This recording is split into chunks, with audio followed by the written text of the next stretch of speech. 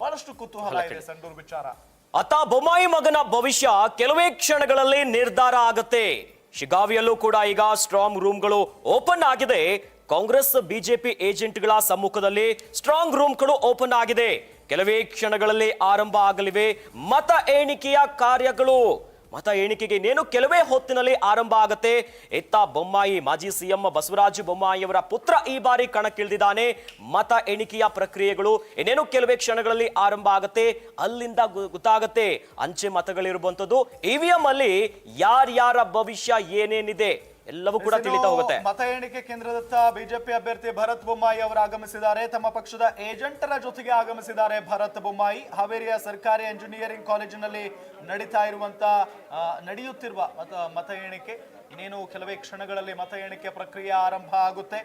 ಈಗಾಗಲೇ ಬಿಜೆಪಿ ಅಭ್ಯರ್ಥಿ ಭರತ್ ಬೊಮ್ಮಾಯಿ ಅವರು ಮತ ಎಣಿಕೆ ಕೇಂದ್ರದತ್ತ ಆಗಮಿಸಿರುವುದು ತಮ್ಮ ಪಕ್ಷದ ಏಜೆಂಟರುಗಳ ಜೊತೆಗೆ.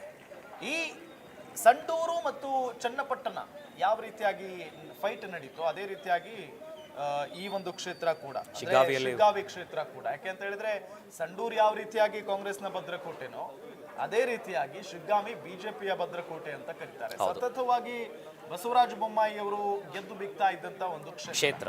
ಆದ್ರೆ ಅವರೇ ಶಾಸಕರಾಗಿದ್ರು, ಅವರು ಹಾವೇರಿಯಿಂದ ಸಂಸದರಾಗಿ ಆಯ್ಕೆ ಆಗಿದ್ದಾರೆ. ಹಾಗಾಗಿನೇ ಅವರಿಂದ ತೆರವಾಗಿರುವಂತ ಕ್ಷೇತ್ರಕ್ಕೆ ಅವರ ಪುತ್ರನನ್ನೇ ಅಭ್ಯರ್ಥಿಯಾಗಿ ನಿಲ್ಲಿಸಲಾಯಿತು. ಆ ನಿಟ್ಟಿನಲ್ಲಿ ಈ ಒಂದು ಗೆಲುವು ಬಹಳ ಪ್ರಮುಖವಾಗಿದೆ ಈ ಭರತ್ ಬೊಮ್ಮಾಯಿ ಅವರಿಗೆ. ಯಾಕೆಂತ ಹೇಳಿದ್ರೆ ಇದು ಮೊದಲ ಸ್ಪರ್ಧೆ, ಅವರ ರಾಜಕೀಯ ಜೀವನವನ್ನ ಡಿಸೈಡ್ ಮಾಡುವಂತ ಒಂದು ಕ್ಷಣ ಇದು ಇವತ್ತು.